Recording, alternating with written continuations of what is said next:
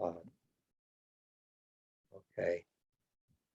Thank you, everyone, for joining us this evening for this webinar training on speech contest and how to carry that out as an official, a contest chair, and or a vice president of education who may fulfill that role at the club level. I'm Gary Behrens. I am the chief contest judge for District 103. We've conducted several of these programs through Zoom meetings previously last year and now again this year.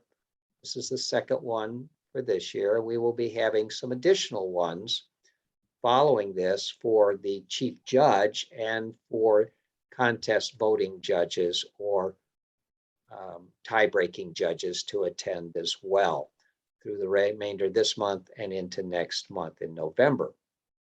But this is an opportunity for Toastmasters who are interested in holding a club contest or getting a jump on advanced level contests that they may participate in at the area or division level later on in 2022 to become familiarized with the role and responsibility and duties of a contest chair. Because the contest chair, as we'll see, is the person who really makes things happen.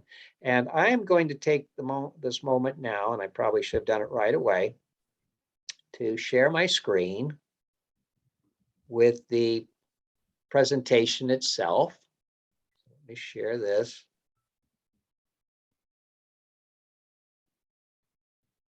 Open it up and get us started.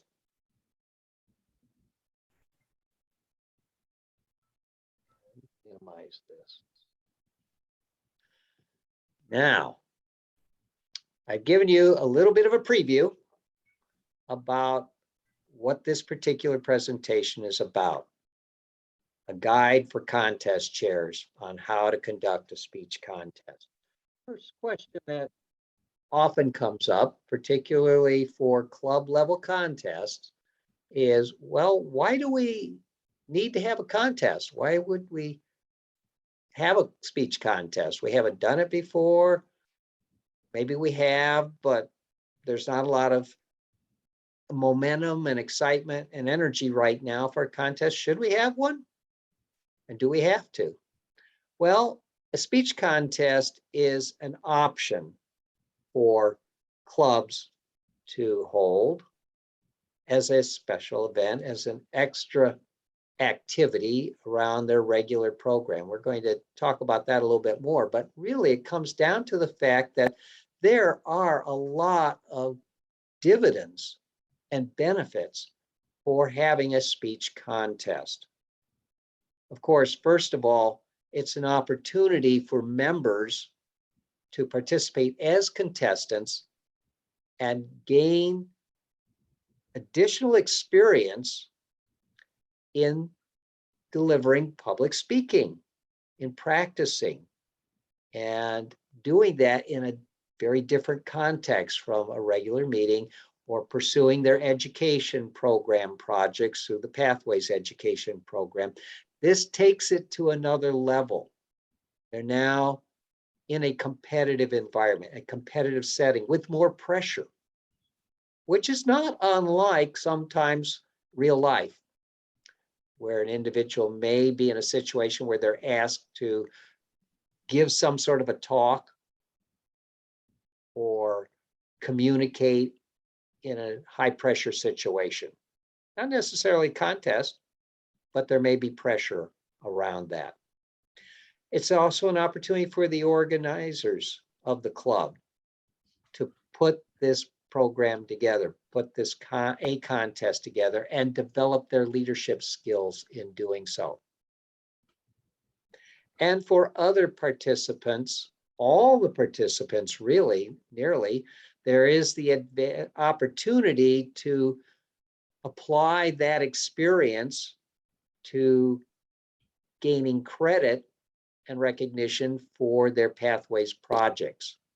in the various paths and at the various levels, perhaps as electives, that they can give a speech about their experience, what they did, what they learned, and how they would apply that to that particular path and project. For the audience, both the members and guests who may attend, they learn about Toastmasters and public speaking, and that might translate for the club into benefits of gaining new members, keeping their current members interested and involved through that activity of having a contest. So let's go on and talk about the foundations of a speech contest, but let me first invite my co-host Camaria to share an initial poll, audience poll with us. This is one question to ask of our attendees. What is your confidence level about conducting an online speech contest at this point in time? We have one or two respondents here. Okay. See if we have any others. No? Oh, 2 of 2, I see. Okay, then let's call it a draw here. Somewhat confident to completely confident. That's good to see that we have some experience and some openness to gaining more experience and wanting to learn. So that's great. And that's what we're going to accomplish this evening with our participants. You'll have a chance to learn more about what it takes and what's involved in conducting a speech contest, and perhaps gain some new insights as well, and share any experiences that you've had to date. So let's move on. If you would like to take our poll down for us, maybe I can do that. And talk about the foundations for a speech contest. Go to the next slide. Exactly what is a speech contest? How is it different from anything else that our club does? I've already alluded to the fact that it's different in the sense that this is outside the ordinary flow of club activities and regular club meetings. It is an organized club endeavor. In that way, it is similar to other events, let's call it, that the club may do, such as an open house. Perhaps that might be one activity that would be comparable in a sense. In this case, it builds interest and excitement among the members because it promotes some friendly competition to see who are the best speakers in our club. It's accompanied by judging, which is different from evaluations. So it's not a public feedback in terms of the evaluators presenting their reactions and suggestions to a speaker. That judging and the results remain secret. It leads to recognition and awards. Some clubs have awards for various and recognition for various accomplishments that members may achieve. And there's that opportunity with contests as well. And the winner of a contest in a given contest event can advance to the next level of competition within the governance structure of our district. And that would be to the area level and potentially beyond if they should win at the area level. And of course, there everyone can take pride in pulling it together and making it happen. Now, how does it actually work? Well, there are 2 contests every year that the district sanctions, authorizes as the contest that will be held within District 103. One of those is the International Speech Contest, which is mandated by Toastmasters International to be held at the district level annually. So that's a given. Every district is expected to hold an international speech contest to declare a winner, determine who the winner is that will advance to regional quarterfinals and potentially to the World Championships. That necessitates that you need to have some participants, some contestants to conduct that district contest, and that flows down through the different levels to division, to area, and ultimately to the clubs. This is a grassroots event that everybody is encouraged to participate in so that we can determine who are the better speakers and ultimately crown the winner of the champion at district level. The other contest is discretionary. It's optional for each district to determine what the second contest can be.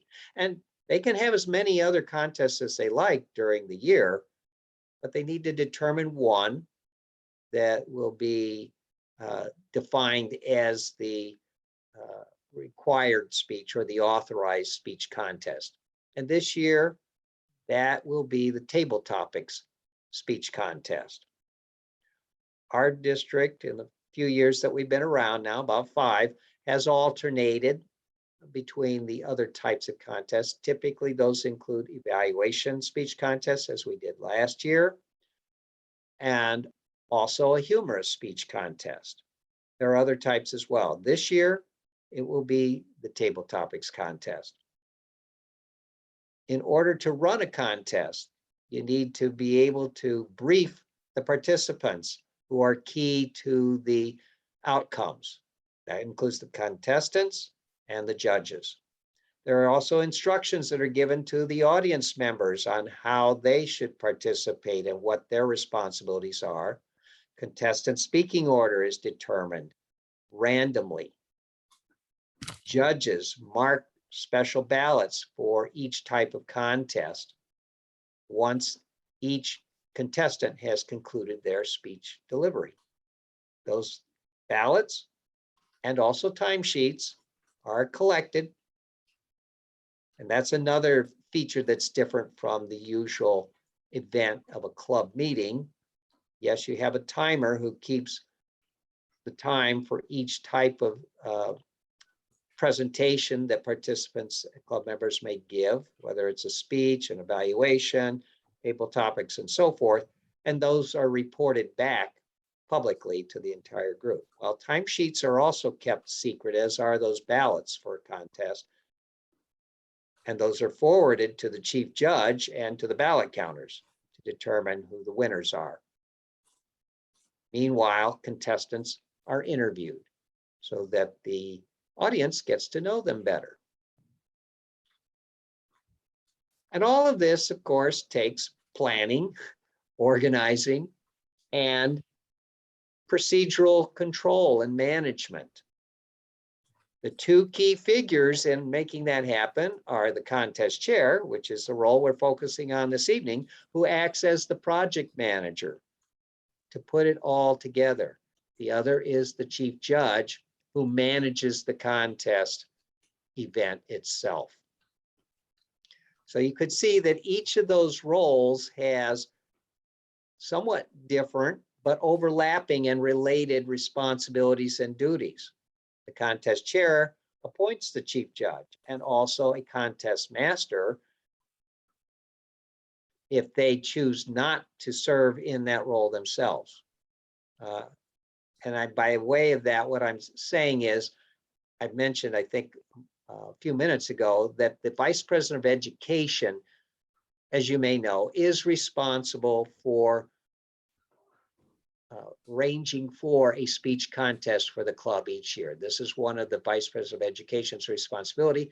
They can designate a contest chair to carry that out for them, or they can perform that role themselves.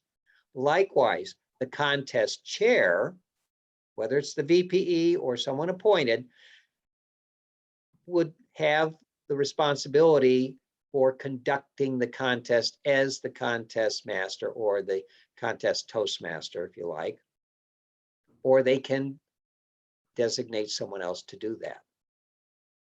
If it's an online contest, which is going to be the case again this year as last year, it's important to have a Zoom master as well, who can help manage the technology aspect and make sure that the event is broadcast, the meeting is set up, that individuals are able to join appropriately and so forth. In addition to those key resource persons, the contest chair also has the opportunity to appoint a committee of other individuals who will assist them in carrying out specific tasks. Importantly, for the table topics speech contest, the contest chair is the person who determines what that will be at each contest level, whether it's in the club, the area, the division, and ultimately the district level contest. So that person picks the question, they keep it secret, unlike in club meetings where it may be announced, or at least the general theme may be announced. They keep that secret, and the only other person that they might inform about that and what the question is if there is a contest master that they've appointed separately. That person will need to know in order to announce that to the contestants. If there is an evaluation speech contest being held, as there was last year, the contest chair also has the responsibility to recruit the test speaker and keep that a secret until that individual is introduced as the test speaker. They, in addition, have the responsibility to invite any external guests and dignitaries, which might be their area director, their division director, or others with some level of leadership responsibility in the district. I'm not going to go through the litany of the responsibilities of the chief judge. You can read those here, and those we'll be talking about in more detail in a follow-up webinar that is scheduled for October 28th and again November 10th. So let's move on here and talk about what those contest chair duties are. Just saw a high-level description of them, but we need to drill down further and talk about all the features and facets of those responsibilities. I mentioned that the contest chair would need to appoint a committee. And that committee has a number of activities and tasks in front of them. Among those, and the contest chair leads these discussions and then delegates responsibilities accordingly to who will be in charge for making that happen. First of all, what is our budget going to be? Well, the budget can be very small for a club contest, as it typically can be run as you already do your regular club meetings.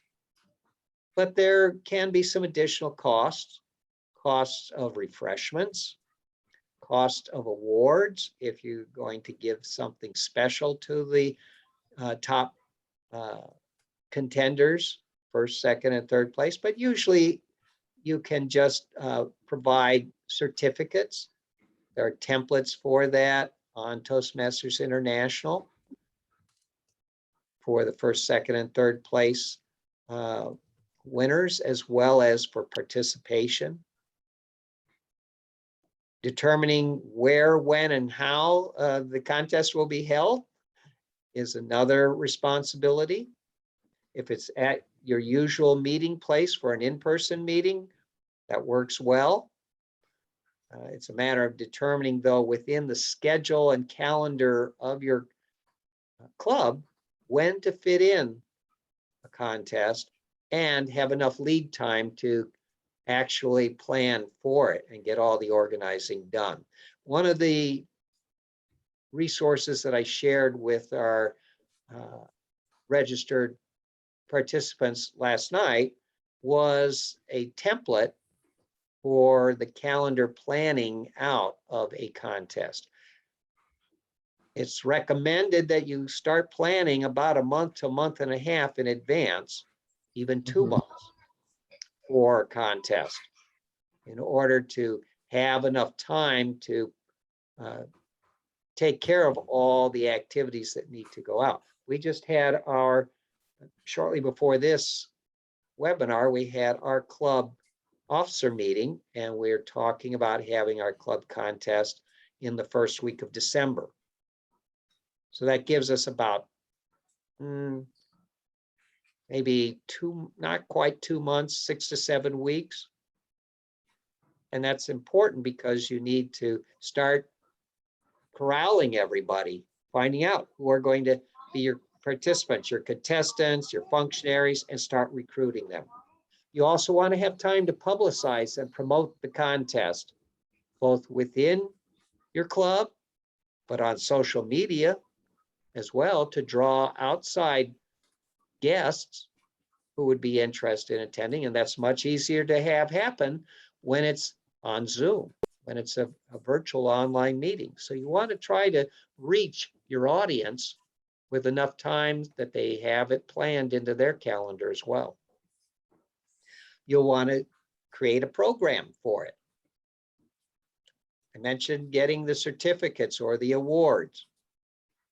And of course, for your contestants and your participants, your functionaries, make sure they have the rules at hand and are familiarized with those, that your judges have their ballots, that both judges and participants, the contestants, have the eligibility forms available to them.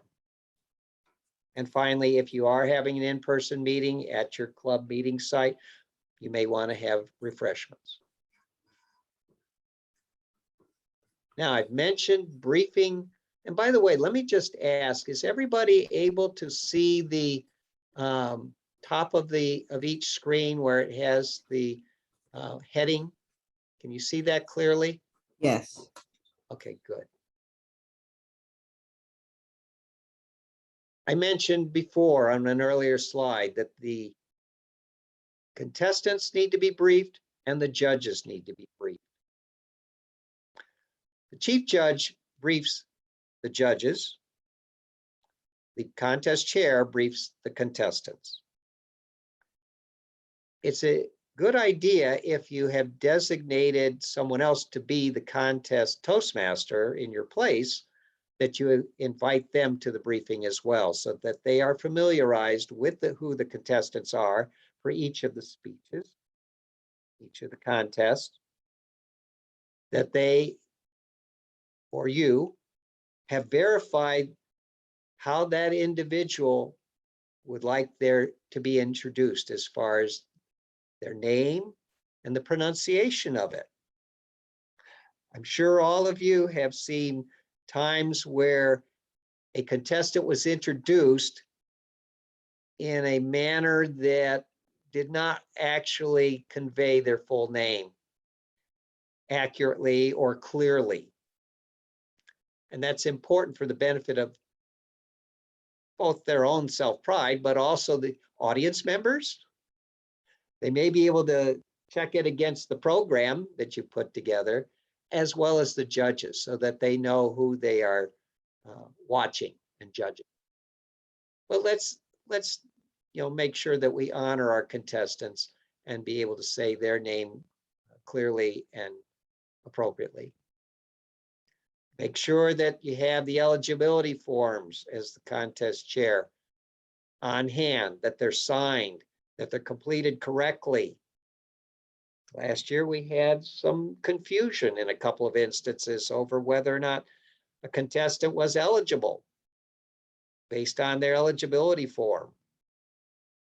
Get the profile form. That's another resource that will be useful to have them complete ahead of time to facilitate the interview by the contest master. Go over what the timing method will be and what signals will be used. That's useful and critical, really, for the contestants to know and be able to see or determine where the signals will be coming from. The contest judge, chief judge, will also handle that as well, and the contest master at the introduction of a speaker. But they need to be able to see clearly where the timer is, what the timing signals are, what the time limits are, and they're pretty much consistent with the usual time limits that we use in our club meetings. 5 to 7 minutes for an international speech contest, 1 to 2 minutes for a table topics contest. And these are in the rule book that I shared with our registered participants. So make sure that those are clearly communicated. It's important to remind those contestants to pin the timer if necessary before they begin their speech. Also important to draw for speaking order and determine how that will be done. Ideally, it will be in a random method. It's different than when we have held contests in person where we had slips of paper with numbers on them. Now, that's not as easily done using the old-fashioned method, so it's important to find a different method of doing that. And I saw some creative solutions to that last year at various contests.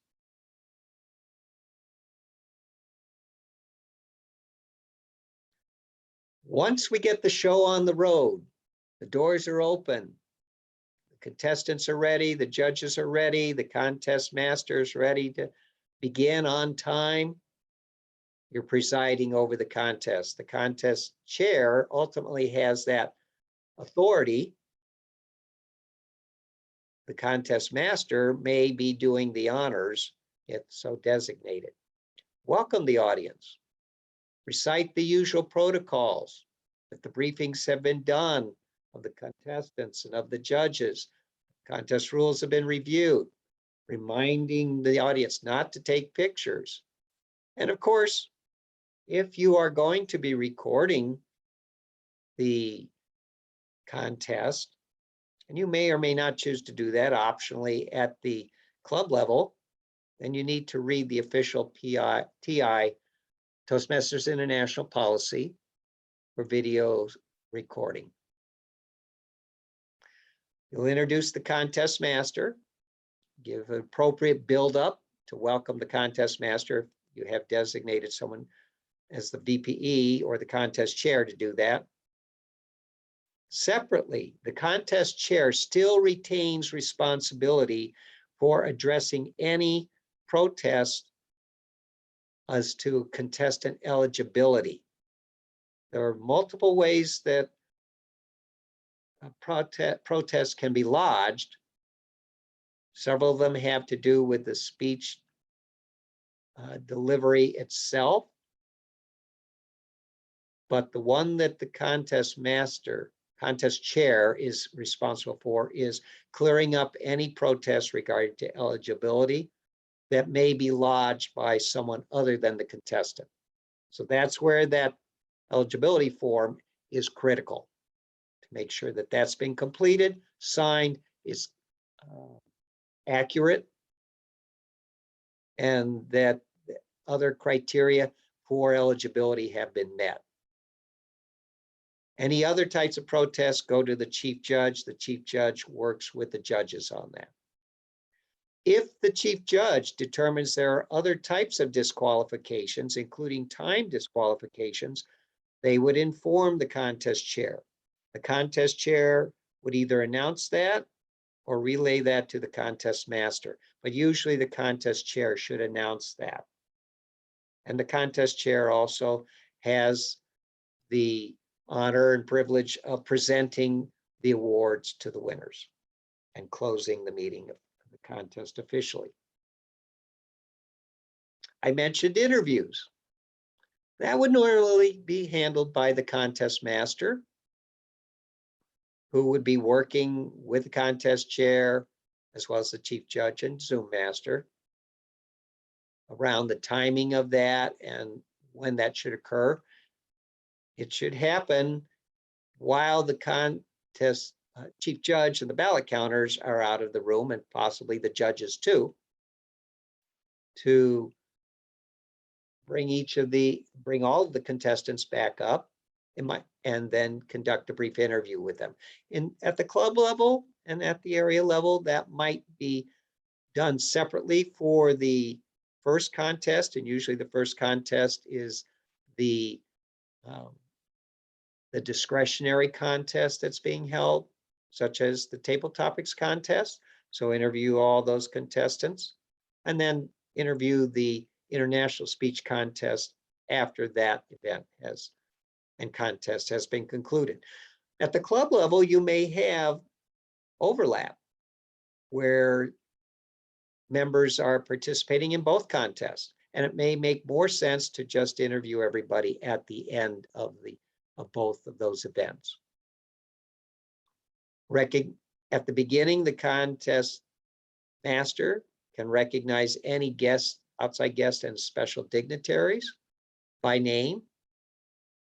They should introduce each contestant in turn according to the random order that was drawn or determined by announcing first their name, their speech title, repeat the speech title, and their name again. That would be for the international speech contest. Clearly, with the table topics contest, it will be a bit different. If you've seen that in a speech contest, typically the individual contestant is brought into the room when it's their turn. They've been sequestered with the sergeant at arms, so until it was their turn, so they would not hear what the question is, or the other contestant ahead of them, what their response was. So they're brought into the room. They're announced as the next contestant by stating their name and then repeating their name. They then come forward, or they turn on their camera, and the contest master would announce to them the table topics question. After each contestant has spoken, the contest master can ask for 1 minute of silence in order for the judges to concentrate on marking their ballots undisturbed. For the table topics or the evaluation contest, the contest master, after that 1 minute of silence, will cue the sergeant at arms to bring the next contestant in to the room. And by the way, I guess I didn't mention that the sergeant at arms with all of the contestants in that particular speech contest would be sequestered in a separate breakout room. We'll talk about that again momentarily. We look at the differences between in-person and online contests. I've already talked about interviewing the contestants. The contest master can present participation certificates of participation to each of the contestants as they are interviewed. Okay, I shared with our registered participants, our attendees last night, some frequently asked questions regarding the contest chair's role, as well as more general ones that are on the Toastmasters International website. You have a list of resources and links to those on the Toastmasters International website that I would recommend that you check out. You'll see more information there. And there are also some additional frequently asked questions that we encountered last year as we were doing these training sessions that have been compiled and organized, and you'll get those after after our session this evening. So what are a few of the more frequent and typical ones? Well, at the club level, how many people do we really need to have a contest? Well, that depends in part on how many folks you have in your club, as well as how many roles and functionary roles you're going to assign. The maximum is probably about 15. The minimum that you could perhaps get by with is 12, maybe one or two less. You can see here what those are and how many you need. And you can see where there are some flexibilities in the rules. Again, you can check the International Speech Contest Official Rule Book to see where the line is drawn. It helps to have those first 4 or 5 roles filled, obviously, in order to run the show. With judges, it's recommended to have 5, unless it's impractical. Tie-breaking judge, you should have one of those, one person to be the tie-breaking judge in case there are ties. Timers, not just one as in the typical club meeting, but 2. So you have a backup, and ballot counters. You have 2, again, unless impractical, so that in case someone does an error, has a miscalculation in adding points from the ballots, you have someone to cross-check with. How much time should we plan for a contest?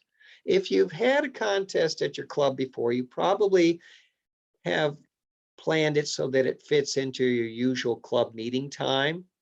That might be an hour, it might be an hour and a half. Again, it depends on how you're going to plan this out. The contest chair will work with the contest committee as well as the chief judge to figure out how much time they're going to take and allot that. The more contestants you have, potentially the longer it may take. And you might have time to squeeze in a short break between the contests. For an online contest, what we were finding last year is that it can take a bit longer, maybe 30% to 50% longer. And that has to do with some confusion and technology hiccups that we run into, with judges being able to submit their ballots appropriately, with the ballot counters getting those ballots, and then meeting in the separate room, the breakout room, with the chief judge to figure out what the point totals are. Even when there is an in-person meeting, it can take a while. I was a chief judge for a division contest 2 or 3 years ago. And by the time we completed all the tallying and worked out the results, the contest chair and the division director were wondering, what's taking them so long to get back with those results? So there are some challenges in bringing it all together that you need to plan for. We did work out a solution for the advanced level contest towards the end of the contest season last year for the division contest and ultimately for the district contest to help speed it up. And that involved taking the judges out of the room for these online contests and putting them in a separate breakout room with supervision by the sergeant at arms to be a go-between with the ballot counters and the chief judge to make sure they had submitted their ballots, they knew how to do it, they knew what to do, and to confirm that they had submitted it. And that way, we didn't have to hold up the whole event with everybody remaining silent in the main venue until everything got straightened out. So those are some efficiencies that we were able to identify. It may or may not work or be useful at your club level contest. It'll certainly be helpful for area contests and on up to keep in mind. Okay, that allows some activities to go on, such as the interviews of the contestants, any special announcements that need to be made by your dignitaries and so forth, while the judges are completing and submitting their ballots, and we're getting that taken care of for the ballot counting. So keep those in mind, but I guarantee you it will take a little bit longer than you anticipate for your contest to be completed in an online venue. Well, is there a checklist that can help us figure all this out and get everything planned out and actually conduct the contest? Yes. In the speech contest rule book, there are checklists, general checklists for the contest chair, for the chief judge, as well as for the contestants on what they need to do to be prepared, such as completing their eligibility forms. So that's available to you in the rule book that I shared with you. There is also a template that I provided last night to our registered attendees. I mentioned it earlier, basically a layout, a template of calendar planning and the tasks to do 6 weeks out, 5 weeks out, 4 weeks out, 3 weeks out. It's your countdown. Get these things done each week until you're right up to the day of the contest.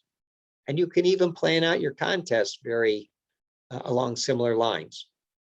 What's going to happen when? Just like you have an agenda for your club meeting using the free toast host standard template agenda, you can do the same thing. You can create one for your contest in that application as well.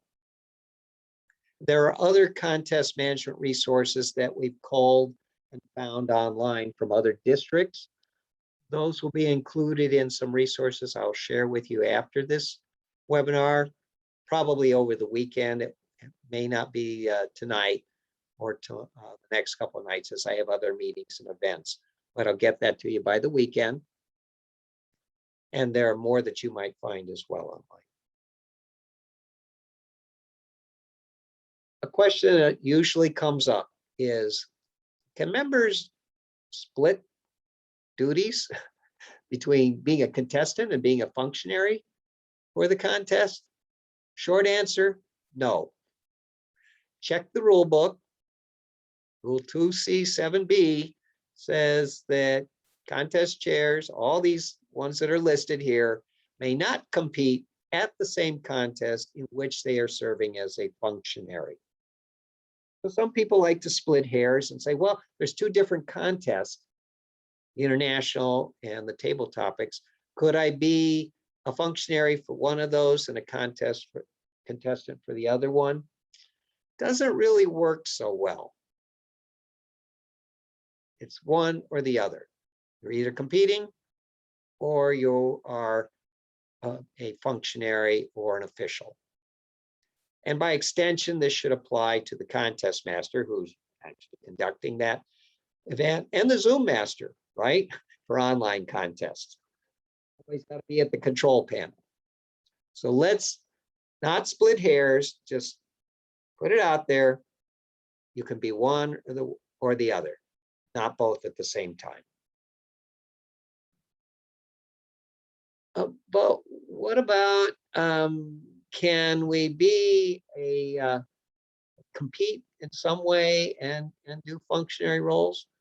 And there is, I wouldn't quite call it a loophole on this. Or actually, I'm sorry, this one is I did that one already. This is about being a multiple roles. Remember back a couple of questions ago where there was the listing of how many timers to have, how many ballot counters to have, etc. And they were also conditioned on, is it practical? Can we do this? And do we need, can someone double up? Can they be a judge and a timer? Not really. Can they be a timer and a ballot counter?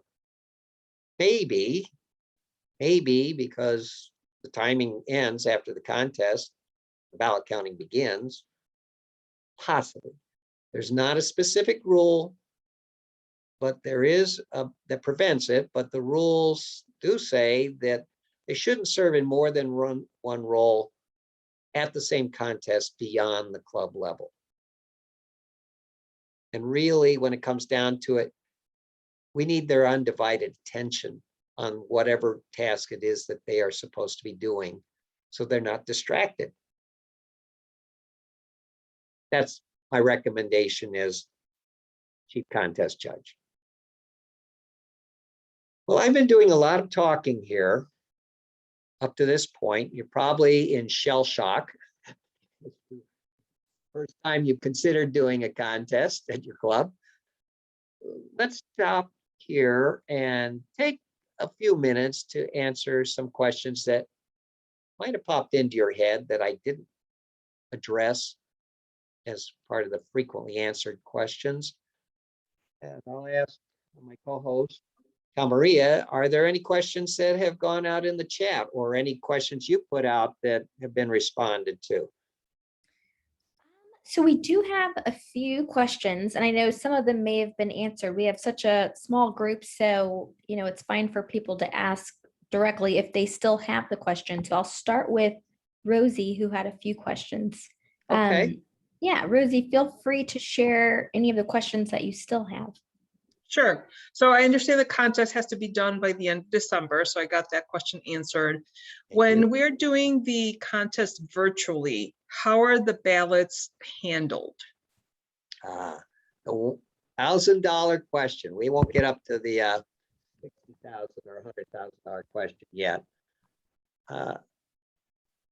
Those can be handled in a couple of different ways. There is some guidance from Toastmasters International on, there's a resource at the Toastmasters International website for speech contest. And if you haven't located that or visited it yet, there is a link on one of the handouts that I shared last night.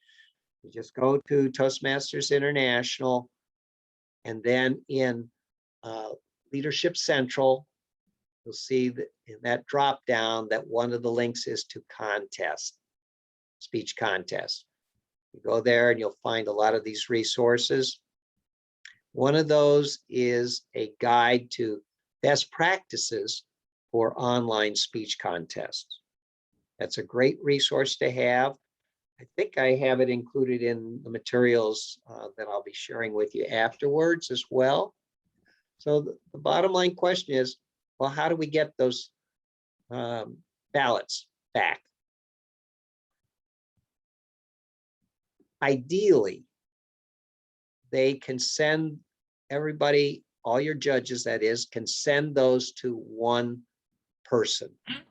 It might be one of the ballot counters. It might be this chief judge who then distributes to the ballot counters. And they do that by email,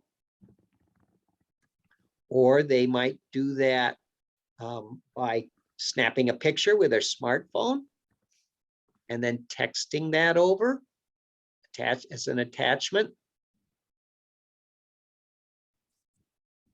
Those would probably be the preferred ways to make sure we get the results or their ballot to someone in charge of doing the counting. So there's a list that's in that best practices resource that I would recommend checking it. Sounds good. Gary, the only other question I had is how many, what is the minimum number of contestants that we should have? One. Oh. Okay. One, and you'll see in the rules that it says it does make provision for occasions when maybe there is only one contestant. When that's the case, all the rules still apply. If you're holding a contest, even if there's only one participant in a given contest, all the criteria must be met for eligibility and for qualification of that speech. In other words, they can be disqualified if they go over the time limits. The time limits they have are, I'm going to think about this a moment. With the International Speech Contest, you have 4.5 minutes up to 7.5 minutes to be in the qualified zone. Right? It's a 5 to 7 minute speech. That's what we aim for in our club meetings. You get a grace period, 30 seconds either way, that can still be considered qualified. That's where your timing is critical. For the table topics contest, on the other hand, there's only a grace period on the upside. So there has to be at least a minimum of 1 minute.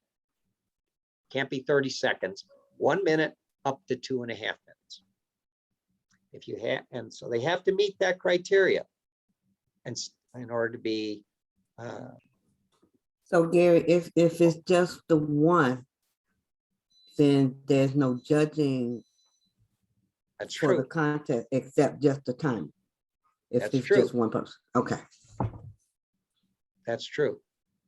Yeah, so I saw that, and maybe some of you had the experience even at an area contest where before we went virtual last year, at the very beginning in January, February, a couple of times, there was only one contestant that came, that was there. And so the judges didn't need to fill out their ballot forms. The person still needed to be within time. Now, another aspect of this, Rosie, since you bring the question up, if you know ahead of time that there's only one contestant, there's also provision, special provision in the rule book that a club may choose not to have a contest for a variety of reasons. If there is only one contestant for each of these two types of contests.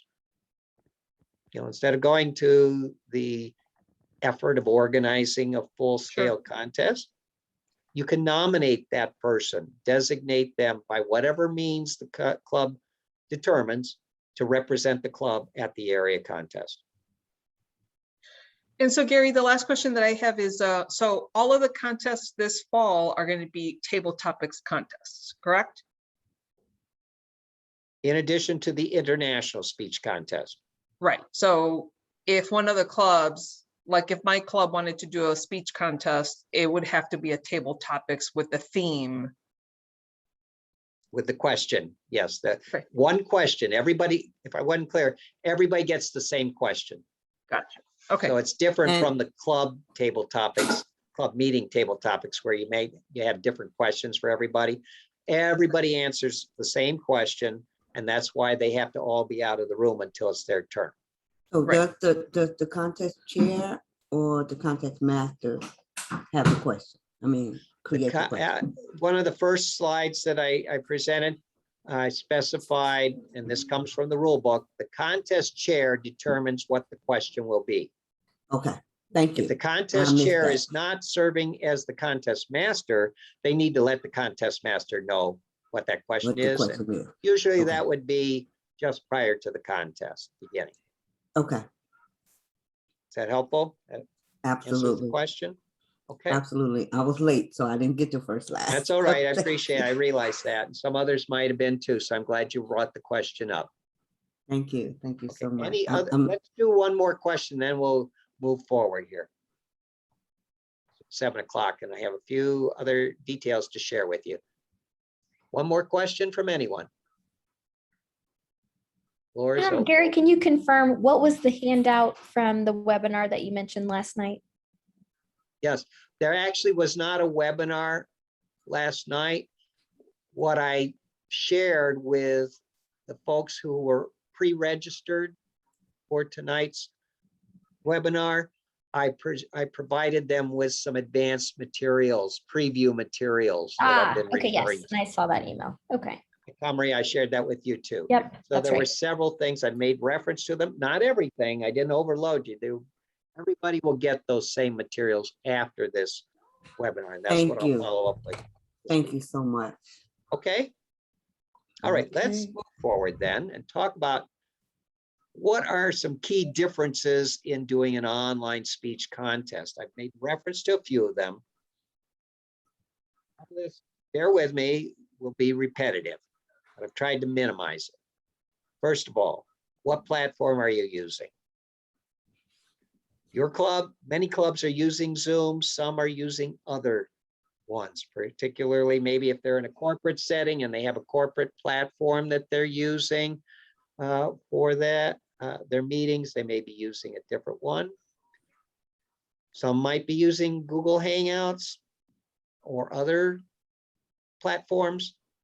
Zoom is a very good platform and is suggested by those best practices guidelines that I mentioned from Toastmasters International.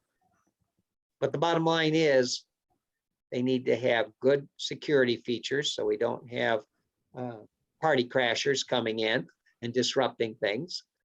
Oh, I'm sorry, Gary, did you go over what they are, the security features are? Well, one of those is pre-registration, as you did for this evening's Okay, event, and which has been used by at district level and division level for holding meetings. So having those security features and being able to create certain blockouts, whoever your chief judge is, it's run, it has control of your Zoom platform. When you establish a meeting, they'll know what the features are.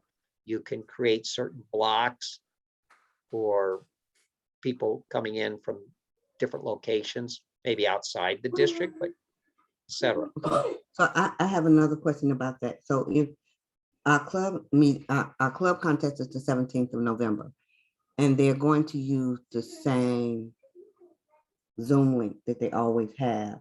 Okay. So how do I set up those security things if we already have a Zoom link that they're going to use? You're doing it as part of the club meeting? I think, yeah, it's part of the club meeting. Okay. For your club members, you don't need to worry about that, obviously. But if you're having guests, for example, our club meets on a Zoom platform that one of our members has through work. And we provide a registration link through Eventbrite for outside guests.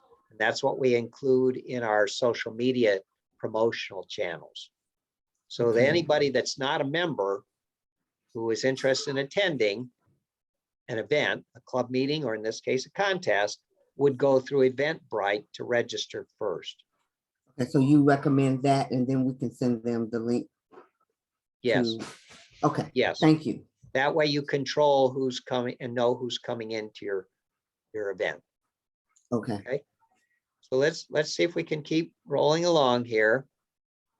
Again, I mentioned the contest host several times, and here's why you need a separate Zoom master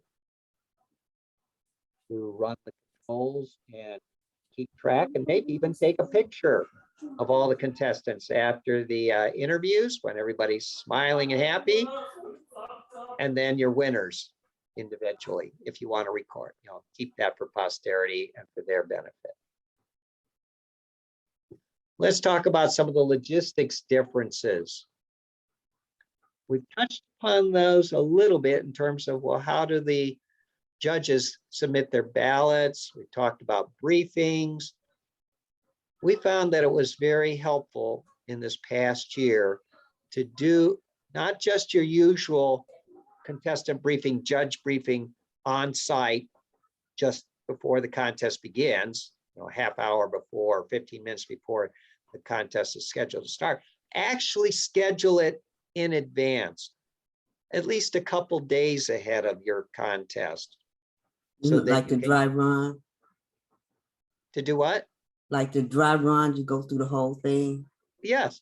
Okay, Yeah, you don't, it doesn't have to be necessarily a full dry run, but at least get folks familiarized with the process. Check it out. You know, the contest master can do a preliminary briefing with the contestants to make sure that their equipment is going to be working, whatever device it is they're planning to use, preferably not smartphones, unless they need to use that separately just for calling in to the Zoom meeting to get a clear audio feed without interference.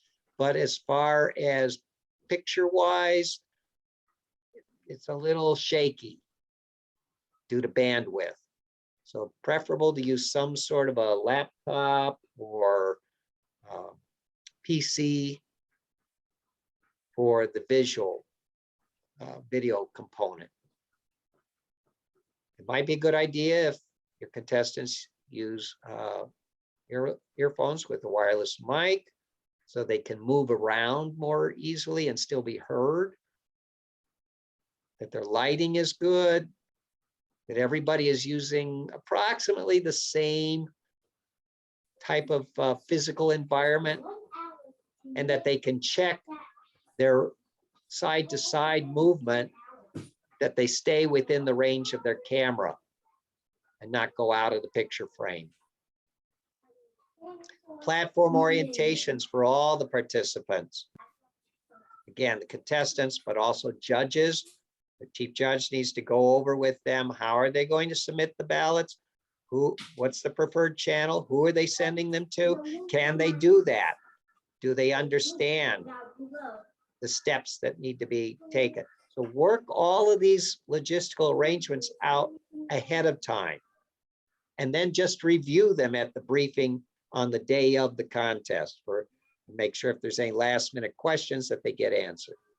It may also be useful to practice with the judges and with your table topics contestants and your sergeant at arms, how they are going to go in and out of the breakout rooms, how the Zoom master is going to signal to them and to the sergeant at arms when to send in the next contestant.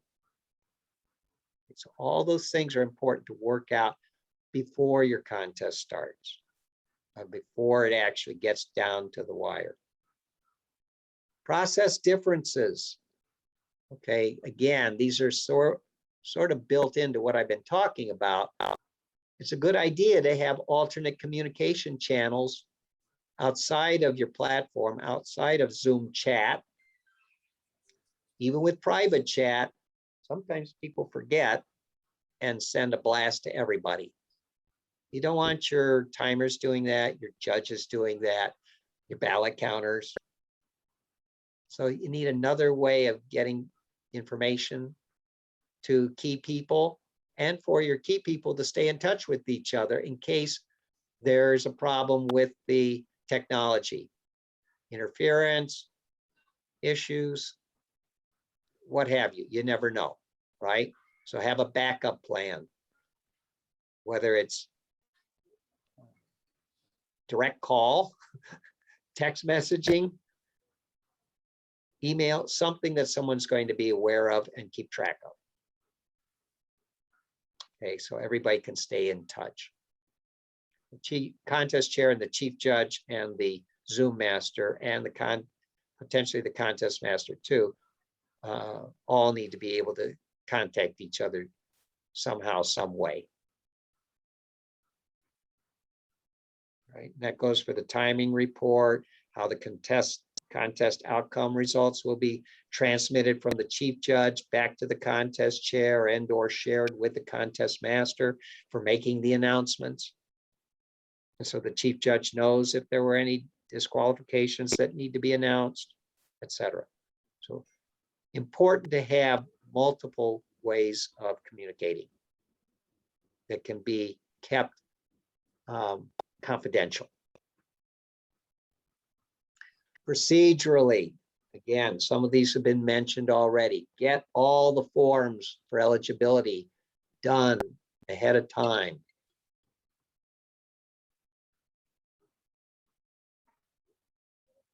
Make sure that you have a way to determine what the speaking order will be. The Zoom master can make sure all audience members are muted and that videos remain off. Judges should keep their videos turned off as well, especially at advanced levels, probably less critical at the club level if they're club members. We know who the judges are then. I mentioned the chief judge doing a reminder check with the speaker before each contestant goes. That might be deferred to the contest master or even to the Zoom master and determine how best it should work. But just to make sure their equipment is on, they remember to turn on their mic. We always all forget to unmute ourselves, don't we? And everybody's been muted when it's not their turn by the Zoom master. So remind your contestant, hey, make sure your camera's on. Make sure your mic is unmuted. Make sure you pin the timer or you know where to find them in the gallery. Okay. And then any other activities that need to occur outside of the main event within the Zoom platform can be done in a breakout room. That's managed by the contest master. Rule differences. So this is important to recognize. I still have in here the original announcement. Actually, it was the subsequent announcement at the beginning of last year's contest season from Toastmasters International, and it still was reinforced for this year as well in a update back in May or June, I think it was, probably June. Speech contests for the area, division, and district levels must be conducted online. It does not explicitly say that club contests have to be done online, but when you think about it, it makes sense. Because very few of us so far are able to meet in person in our clubs. Some are doing hybrid contests. I'm going to mention something about that in a moment. But by and large, all contests beyond the club level are going to be online. So we might as well get used to that and give our contestants the benefit of doing their club winning speech online as well. And that way they have the same experience that all the other contestants that they'll be facing up the line are getting. They're used to it, right? So let's give them that benefit. Let me also just mention that I checked earlier this summer with Toastmasters International about hybrid contests. How would those be managed? If some contestants or some judges are in person or online, it seemed like a big mess, very complex. The simple response they came back with, the contest team, was hybrid contests are not recognized by Toastmasters International. You can do online contests, or if it's appropriate within your district, you can do in-person contests, but it's one or the other. So that simplifies things quite a bit. Now, another important rule to be aware of: if the technology does fail during the contest, during a contestant's speech in particular, that the chief judge needs to determine how that situation will be managed. They should immediately pause the contest and make sure the timers have been briefed that they will stop timing at that point and remind them when that determination is made. Let the contestant know this is what they're doing when they pause the contest. They tell the contestant, we can't hear you, we can't see you, you're breaking up, whatever it is, and it's to a point where it's extreme enough that it's interfering with the judges being able to judge that person's delivery, everything should come to a halt until it gets resolved. The judge can be in contact with that contestant to determine if they are able to figure out what's going on and restore complete presence through their video connectivity and their audio. And at that point, the contestant should begin their speech at the signal given by the chief judge to start from where they left off as close as they can. And they get an extra 30 seconds before being considered disqualified. In other words, for the international speech contest, they can go up to a full 8 minutes. For the table topics, they can go up to a full 3 minutes, but you're not showing them the time. If they were in the red already from the timer signal, it stays in the red. They know they've gone beyond the typical allowed amount of time, or at 2 minutes, or for the table topics, or 7 minutes. The red stays up, and they keep going until they're finished. And when they're finished, at that point, the timer records the actual time taken. And they may want to make a note. Chief Judge can ask them to make a note that they went beyond, but it was for technical reasons, beyond the usual. Okay. Let's go on. So that gets us to through the bulk of our discussion, and we have about 10 minutes left. I want to just share with you a wrap up to the contest, because now that the contest is done, the winners were declared.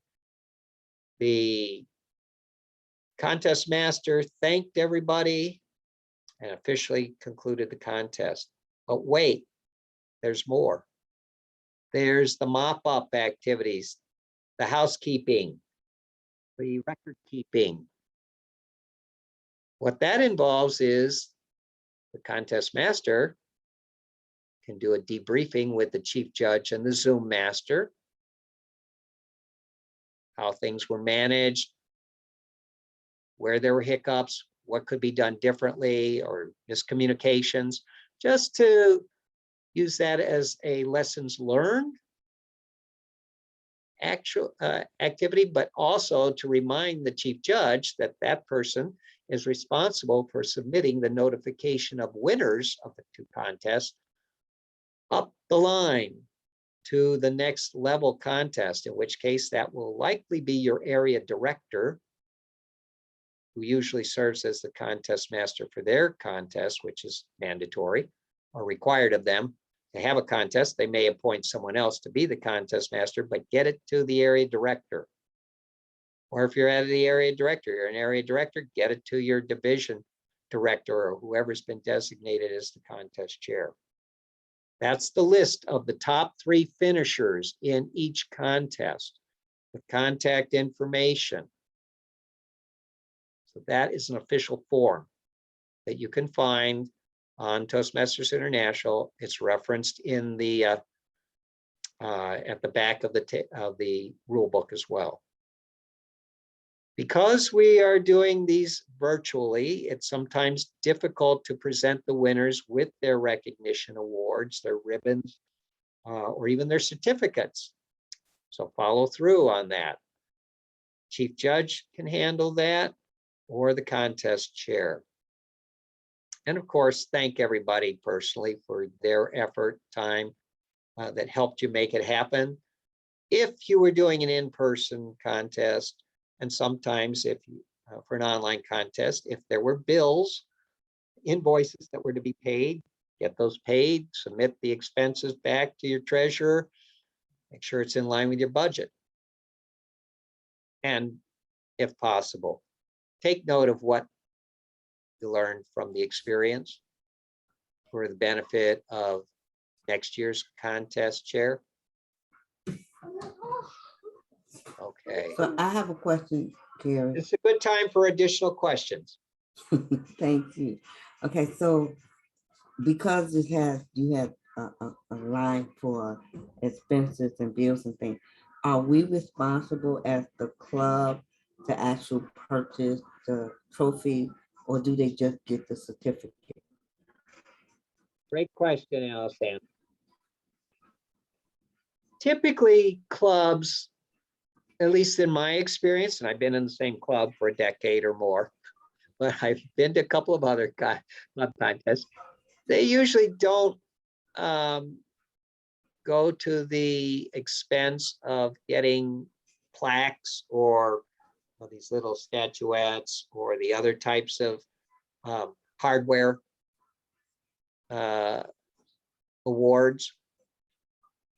Maybe ribbons, often certificates of first place, second, and third. And again, those are available from online. I think I might have included those in the packet of materials I'm going to send you, but you could certainly find those at the speech contest link on Toastmasters International and in the store, actually, the Toastmasters store. So you can get those. Typically, clubs aren't purchasing actual trophies. Okay. They might do that if they, and it might be of a more or less ostentatious type. Okay. It might be a medallion, perhaps, or a coin, or something simple. Okay. Okay. Here's a reference to those international Toastmasters International resources I've been mentioning with the links that you can go to. Again, I'm going to share these with you if you didn't already get them, and the links to those. You can find them very easily though on Toastmasters International in the Leadership Central, as well as some resources that we have compiled for our district, especially thanks to Dr. Alice Ann Crump, putting together the contest guide for connecting pathways projects to speech contest participation. This is where it pays dividends to see what you're doing as a judge or as a timer or as a particularly as contest chair and contest chief judge, master. Ask Alice Ann. You can turn anything that you're doing Into a project, absolutely. into a project. Am I right? Absolutely. If you have any Absolutely. doubts. So last year at the beginning, Alice Ann put this together for us. We will share that with you. We probably could update it, but believe me, Absolutely. if there's a way to find a elective or an assignment or a project in a path on Pathways, you can do it. And just give a speech, get evaluated, and share your experience. Absolutely. And make progress in advancing your education. Absolutely. You can even think, and let me just say this, as a contest chair and as a chief judge who carry the most burden of putting a contest together, use that as your leadership project or earning your DTM. It pays off, okay?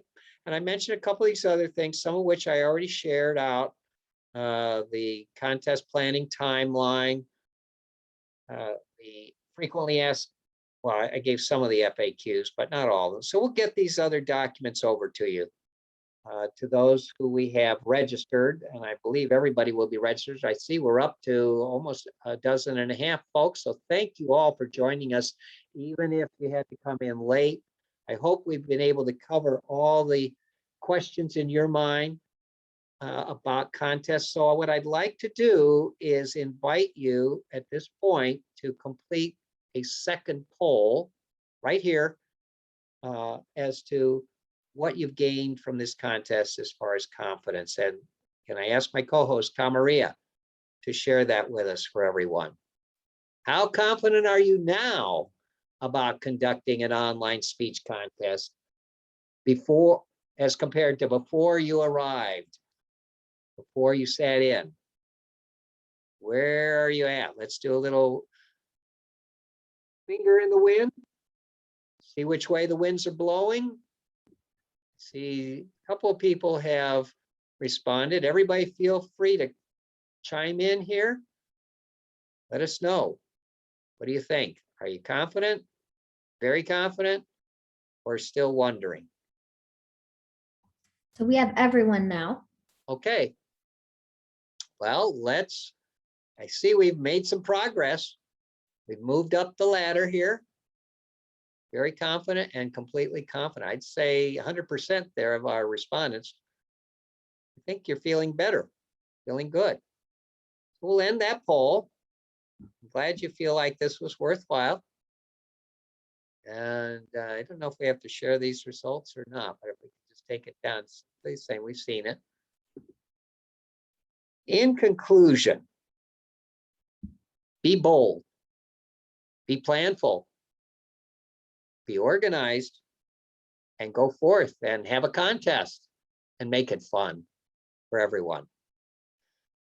When you check out of this event, when you leave the meeting, you will also get a follow-up survey of about 10 or 11 questions that we'd ask you to complete to give us feedback on how well we did in communicating about how to run a contest as a contest chair this evening.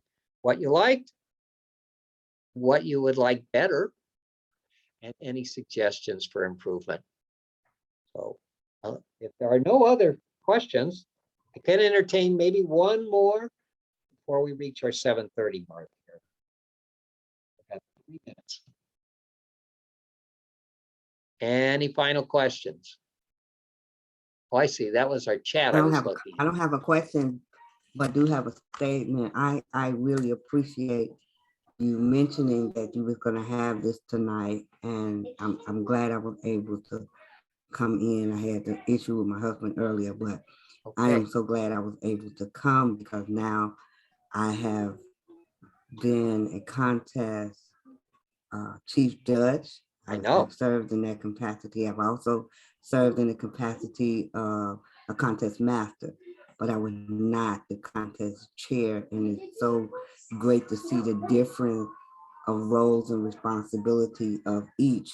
And now that I am a contest chair, it's gonna have contest on the 17th of November. I need to get all of my paperwork in order, get my judges and all of that other stuff together. And I'm really glad that I came. I learned a lot. Thank you very, very much. Okay, well, you are certainly really welcome. I'm appreciate glad you were able to attend, Alice-Ann, and that I saw your text message ahead of time for a change. So I could get the information to you, but as well, the fact that once you appoint your chief judge, you can delegate some of those activities to them. The chief judge can handle your recruitment with your support of judges and other functionaries too. Thank you, Gary. Okay. Well, you are welcome as well. Thank you for being with us.